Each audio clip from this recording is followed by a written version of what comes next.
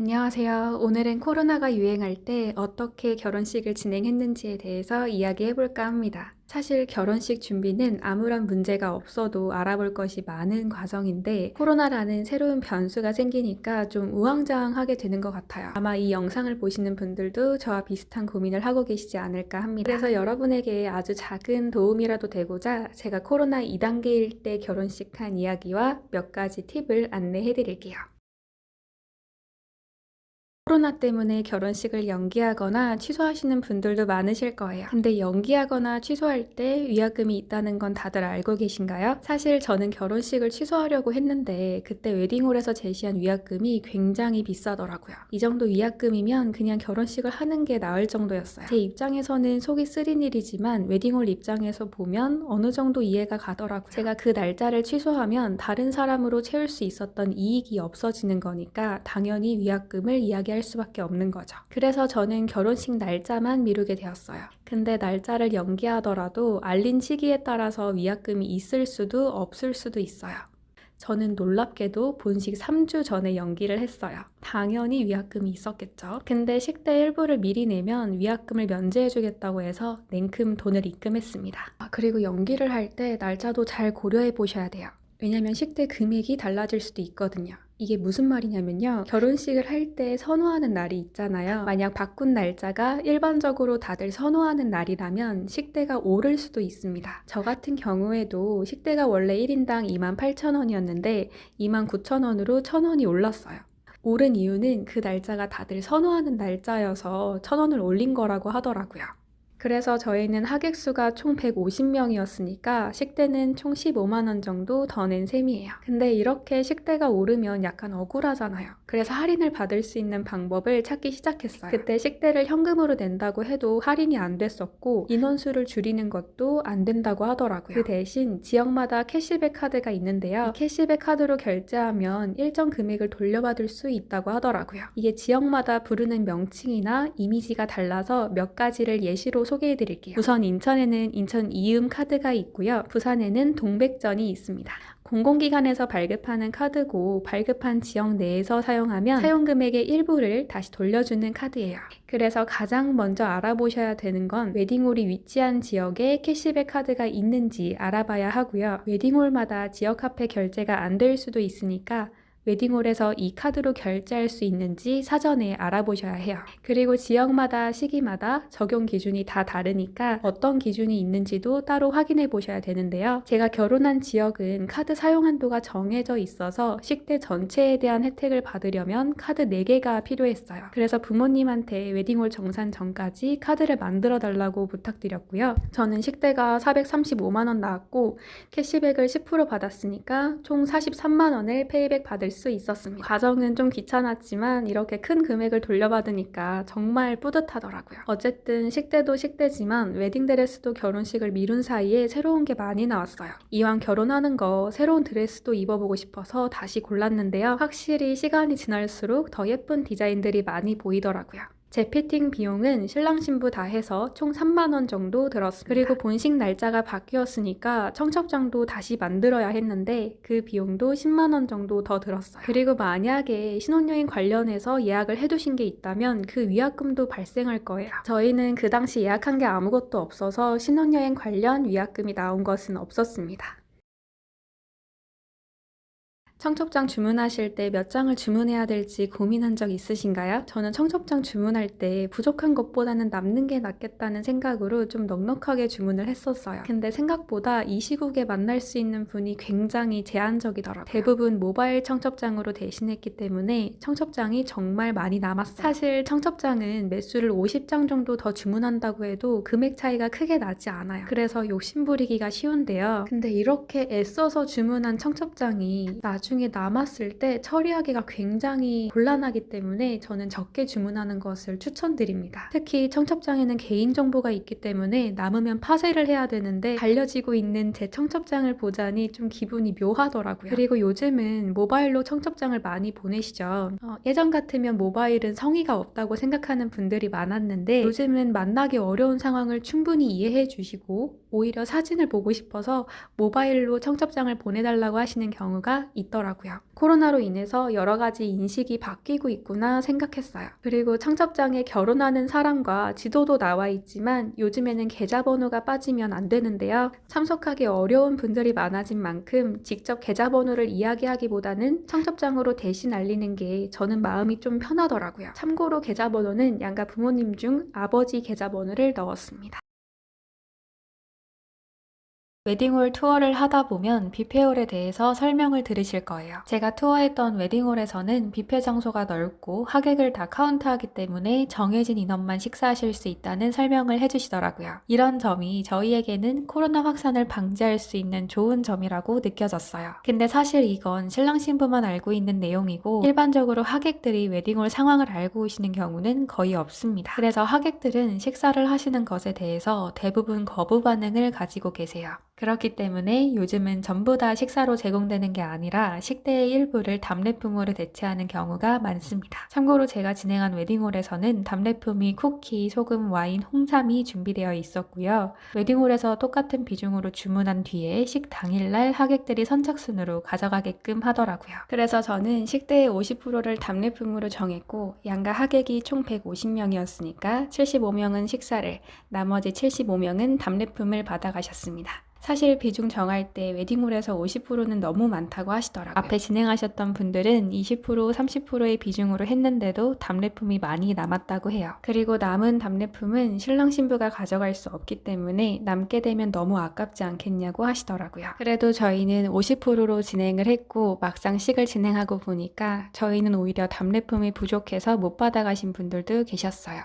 그래서 이런 답례품 선호하는 비율은 하객분들의 특성에 따라 조금씩 다를 수 있겠더라고요. 사실 저는 제 하객분들한테 식사랑 답례품 중 어떤 게 좋은지 사전에 여쭤봤어요. 그렇게 하면 내 주변 사람들은 어떤 걸 더 선호하는지 확실히 알 수 있으니까요. 물론 하객 전체한테 물어본 게 아니기 때문에 다소 오차가 있었지만 그래도 웨딩홀 말대로 했으면 답례품이 너무 부족했겠더라고요. 그렇다면 식사를 하신 분들의 인원도 궁금하잖아요. 웨딩홀에서 정확하게 알려주진 않았지만 저희가 본식 끝나고 식당에 갔을 때에는 식당이 굉장히 횡했어요. 식사를 하고 계신 분들이 30명도 안 됐던 것 같아요. 저희는 패백을 안 했기 때문에 그렇게 늦게 간 것도 아니었거든요. 아마도 식사 비중이 적었던 이유에는 답례품으로 받아가신 비중이 많고 대충 허기만 달래고 빨리 나가신 분들이 많아서인 것 같아요. 그리고 저는 본식이 2시였는데 그 시간이 생각보다 식사를 하기에는 되게 애매한 시간이더라고요. 그리고 저희는 하객수 자체가 적었기 때문에 유난히 식사 비중이 더 적었던 것 같습니다. 참고로 식사는 뷔페 말고 다른 방법도 있는데요. 어떤 웨딩홀은 뷔페 말고 갈비탕으로 대체하시기도 하고요.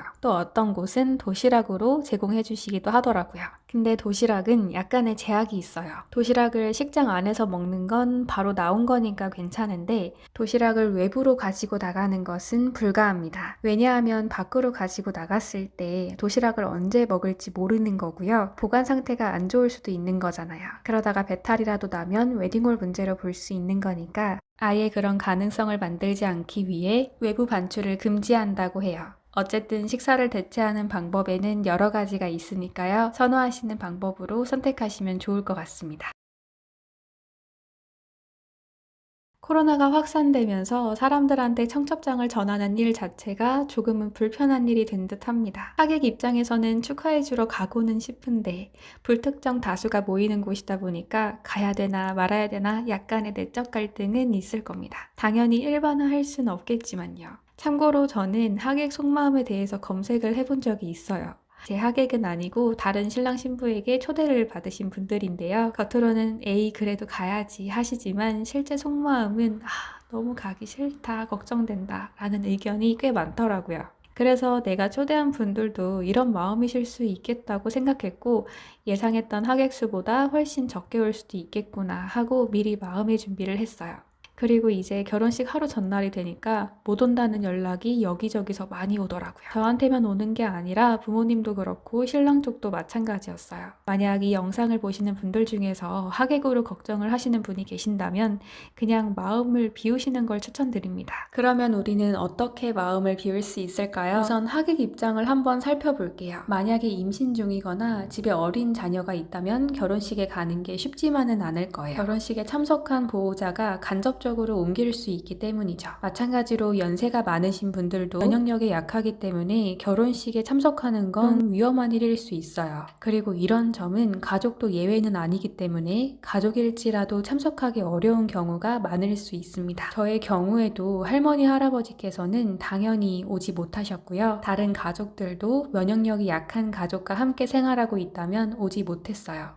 그리고 면역력뿐만 아니라 지역 간에 코로나가 확산된 정도에 따라서 참석 여부가 달라지기도 하고요. 심지어는 회사에서 결혼식에 참석하지 말라고도 한다더라고요. 저는 신랑 회사가 이 정도까지는 아니지만 좀 각별히 주의를 해야 하는 직장인데요. 그래서 그런지 하객분들의 행동이 기억에 남아요. 예를 들자면 식만 보고 바로 가시는 분들, 신부 대기실에서 인사만 하고 가시는 분들도 계셨고요. 그리고 식을 보신다고 해도 하객석에 앉아있지 않고 입구에 서 계시는 분들도 계셨어요. 물론 이런 부분은 사람마다 어떤 행동을 취할지 모르는 거기 때문에 단정할 수는 없지만 한 가지 확실한 건 다들 최대한 조심한다는 점이었어요. 사실 이 모든 건 머리로는 이해할 수 있는데 마음이 그렇지가 않죠. 정말 기다리고 기대했던 결혼식이 내 생각과는 다르게 변해가니까 속상한 마음도 드실 거예요.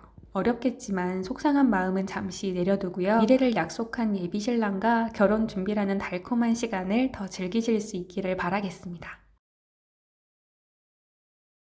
마스크 착용은 상황과 관계에 따라서 다른데요. 일단 신랑 신부와 양가 부모님께서는 결혼 준비 과정부터 식이 마무리될 때까지 마스크를 착용하지 않아도 됩니다. 그리고 형제 자매의 경우에는 원판 촬영할 때에만 마스크를 벗을 수 있고 그 이외의 상황에서는 마스크를 써야 합니다. 그리고 친척들, 친구들, 직장 동료들, 지인들은 전부 식사를 제외한 상황에서는 무조건 마스크를 써야 해요. 축가자와 사회자 또한 계속 마스크를 써야 되고요. 주례 선생님은 계속 마스크를 써야 하지만 원판 촬영할 때에는 마스크를 착용하지 않아도 됐습니다. 그리고 신부 대기실에서 셀카 많이 찍으시죠? 그때에도 신부를 제외한 모든 사람은 마스크를 벗을 수 없습니다. 저는 이런 현실에 아쉬운 마음이 들기도 했지만 모두의 건강을 위해서 아쉬움은 접어두기로 했습니다.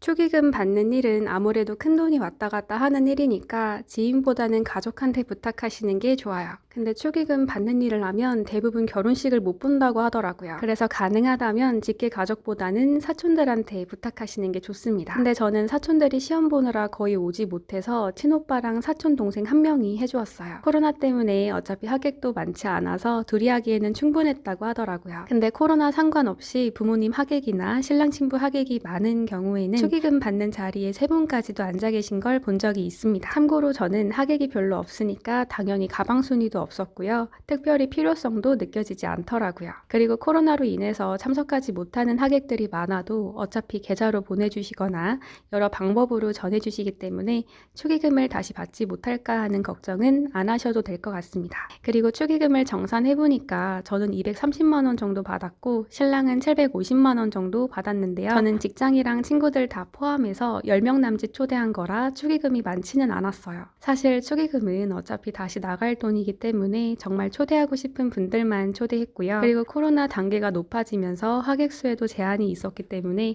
좀 더 신중하게 하객을 초대했습니다. 그리고 축의금을 정산하다 보면 어떤 사람이 얼마를 냈는지 알게 되는데요. 제 생각보다 조금 적게 낸 분이 한 분 계셨어요. 친분이 있다고 생각했는데 제 생각보다 훨씬 적게 내셔서 저는 어떤 사정이 있나 하는 생각이 들더라고요. 요즘 코로나로 취업하기도 어렵고 경제 상황도 좋지 않은데 내가 괜한 부담을 준 건 아닌가 하는 생각도 들었어요. 일부 사람들은 축의금의 액수로 그 사람의 마음을 판단하려고 하는 경우가 있는데요. 그게 사실일 수도 있지만 사실 돈을 떠나서 이 사람이 나한테 진심인지는 평소 그 사람의 행동으로도 알 수 있다고 생각해요. 그래서 지금 시국에는 축의금 액수에 대해서 조금 다른 시각으로 보면 어떨까 합니다. 혹시 한복이랑 예복 중에 어떤 걸로 입을지 결정하셨나요? 결론부터 말씀드리자면 저는 고가의 의상은 추천하지 않습니다. 하객이 적든 많든 식사를 하는 분들 자체가 줄어든 상황이고 하객분들께 인사를 드리는 것도 맞는 일인지 모르겠더라고요. 자기 만족으로 수십만 원 쓰시는 거 아깝지 않다면 모르겠는데 저와 비슷한 분들이라면 한복과 예복을 굳이 비싸게 하실 필요는 없다고 생각해요. 특히 하객이 적으면 적을수록 큰돈 들이지 않는 걸 추천합니다. 만약에 단정한 차림을 위해서 예복을 준비하시는 거라면 그냥 6, 7만 원 정도의 원피스를 사거나 원래 가지고 있던 원피스를 입는 것도 좋은 방법이라고 생각해요. 그리고 만약에 새로 사게 된다면 꼭 흰색일 필요는 없어요. 저는 흰색 원피스를 20만 원에 주고 샀는데요. 비싸게 산 만큼 입을 일이 많으면 좋은데 결혼식 이후로 단 한 번도 입은 적이 없어요. 저한테는 20만 원의 원피스는 고가라서 함부로 입기도 좀 어렵더라고요. 중요한 자리에 입고 싶어도 흰색 옷은 그 자리에 어울리지 않는 경우가 많았어요. 그래서 제가 다시 과거로 돌아갈 수 있다면 내 피부색에 잘 어울리는 색으로 저렴한 원피스를 샀을 것 같아요. 그리고 예복뿐만 아니라 저는 한복도 보러 다녔는데요. 한복은 신랑 신부 다 하면 대여비만 80만 원에서 90만 원까지 하더라고요. 정말 비싸죠. 근데 사실 한복은 예복보다 신랑 신부라는 걸 더 잘 표현해주고 고운 색감이 눈에 띄게 예쁘기 때문에 사람들이 많이 선호하는 것 같아요. 근데 한 번 입고 끝내기에는 대여비가 너무 비싸고요. 큰 금액을 들였음에도 코로나로 식사하는 분이 많지 않아서 한복을 대여하는 건 너무 아까울 것 같아요. 그래서 만약에 저처럼 하객 수가 적거나 코로나 단계가 높은 시기에 결혼식을 하신다면 한복이나 예복은 과감하게 생략하시거나 축소하는 게 어떨까 합니다. 오늘은 여기까지이고요. 긴 시간 시청해 주셔서 감사합니다.